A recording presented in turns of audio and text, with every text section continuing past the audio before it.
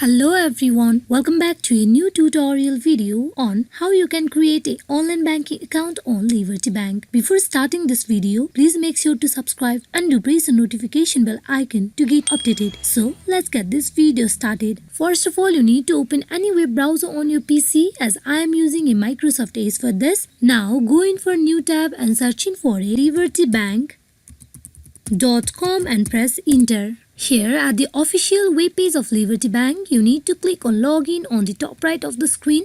Here you will see the login form page where you need to provide your username and password, then click on sign in where you will get directly logged in into your online banking account of Liberty Bank. As we are going to get a new register, you need to click on the link given, that is Enroll. For the enrollment in the Liberty Bank, you need to provide the following details. That is, first of all, you need to choose a type of account. For that, you click on drop-down menu and go in for choosing any of the types of account. Now you go in for providing your account number. Now you go in for providing your social security number. Now here you go in for typing your security question, whatever you want to. Now you answer the questions of your security question. Then you go in for providing your email address. Here you can see your email address down to.